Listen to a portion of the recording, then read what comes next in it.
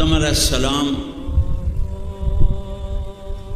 کو جب اللہ تعالیٰ نے جنت سے نکالا اور سری لنکا میں اتارا، اماں حوا کو عرب میں اتارا، جدہ میں، اور پھر کتنے سال وہ اکیلے روتے روتے روتے روتے جب عرفات کے میدان میں، عرفات کہتے ہیں پہچاننے کو، تو وہ میاں بیوی وہاں ملے اور ایک دوسرے کو پہچانا، تو جس دن وہ ملے اور انہوں نے توبہ کی، ربنا ظلمنا انفسنا وَإِن لَّمْ تَغْفِرْ لَنَا وَتَرْحَمْنَا لَنَكُونَنَّ مِنَ الْخَاسِرِينَ، اور اللہ تعالیٰ نے ان کی توبہ کو قبول کیا۔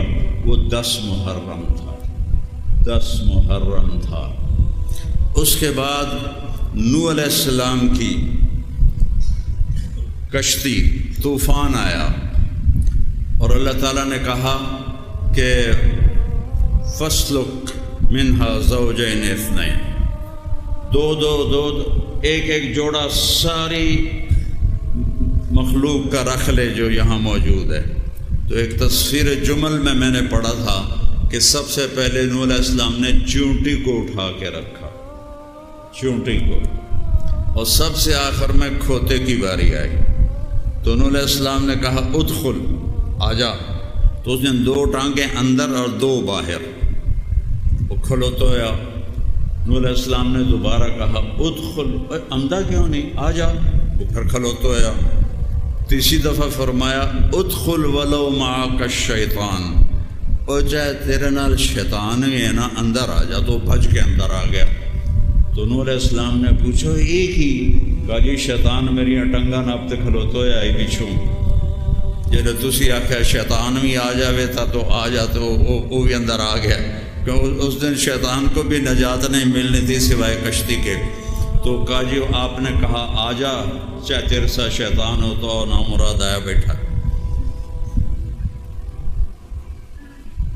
پھر نوح علیہ السلام کی کشتی نے حرم شریف پہنچی تو آپ نے سب سے کہا احرام میں آ جاؤ، یعنی کوئی اپنی بیوی کے پاس نہ جائے، اور اس کشتی نے طواف کیا، 7 چکر کاٹے، جیسے ہم سب طواف کرتے ہیں، 7 چکر کاٹے، اور نوح علیہ السلام کے روکنے کے باوجود ان کا جو بیٹا تھا حام، وہ اپنی بیوی سے مل گیا، تو وہ تو جگہ تو مختصر تھی، تو نوح علیہ السلام کو پتہ چل گیا، تو ان کو بڑا غصہ آیا۔ انہوں نے فرمایا کہ تیری یہ جو اولاد پیدا ہوگی نا، وہ ساری زندگی غلام رہے گی۔ تو اس حمل سے پہلا حبشی بچہ پیدا ہوا، اس سے پہلے کوئی کالا نہیں تھا، کوئی حبشی نہیں تھا، کوئی وہ مڑے ہوئے وال تھے، پھڈے پھڈے ناک تھے، عجیب جے چہرے، میں سارا افریقہ پھرا ہوں تقریباً، تو وہ پہلا بچہ پیدا ہوا، اس سے ساری افریقہ کی نسل چلی۔ ہم یہ سارے حام کی اولاد ہیں، ہم سام کی اولاد ہیں، اور یہ جو جتنے گورے ہیں یہ یافس کی اولاد ہے۔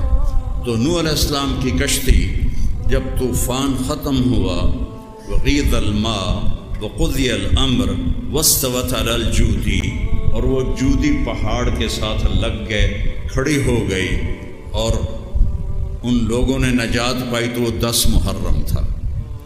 پھر ابراہیم علیہ السلام کو جب آگ میں جلایا گیا اور اللہ نے بچا کے دکھایا، تو آگ بجھی اور وہ اس سے نکلے، تو وہ 10 محرم تھا۔ پھر موسیٰ علیہ السلام نے جو سمندر پار کیا اور فرعون اس میں ڈوبا اور بنو اسرائیل کامیاب ہو کے پار نکل گئے، وہ 10 محرم تھا۔ جب آپ مدینے تشریف لائے تو آپ نے دیکھا کہ یہودی 10 محرم کا روزہ رکھتے ہیں۔ آپ نے فرمایا تم یہ روزہ کیوں رکھتے ہو؟ کہنے لگے اس دن اللہ نے ہماری قوم کو فرعون سے نجات دی تھی۔ تو آپ نے فرمایا ہمارا حق موسیٰ پہ تم سے زیادہ ہے۔ آپ نے صحابہ سے فرمایا تم بھی روزہ رکھو لیکن یہود کی مخالفت کرو، تم 2 روزے رکھو، 9 یا 10 یا 10 یا 11۔ لیکن اب ایک روزہ ہی کافی ہے کیونکہ مشابت نہیں ہے۔ اس وقت مشابت تھی کہ 3 طرف سے یہودیوں کی آبادیاں تھیں مدینے میں، بنو قریظہ، بنو قینقاع، بنو نضیر، تو وہاں تو آپس میں میل جول تھا، تو ان کے لیے آپ نے کہا کہ تسی 2 روزے رکھو۔ اب یہودی تو ہے نہیں، تو اب ایک روزہ ہی اصل ہے، اور یہ روزے کی اتنی فضیلت ہے، جو 10 محرم کو روزہ رکھتا ہے اس کے 1 سال کے پچھلے سال کے گناہ معاف ہو جاتے ہیں، اور اگلے سال جو گناہ کرے گا وہ بھی معاف ہو جائے، وہ پہلے ہی معاف ہو جاتا ہے۔ اللہ نے اس کی ایسی فضیلت رکھی۔ پھر امام حسین کی شہادت نے اس کو 4 چاند لگا دیے۔ اللہ نے اپنے نبی کی اولاد سے بہت بڑی قربانی لی۔ اس سے میرے نبی کا فرمان ہے، جب تم پہ صدمے آئیں تو میرے صدمے یاد کرنا، تو تمہیں اپنے صدمے چھوٹے لگیں گے۔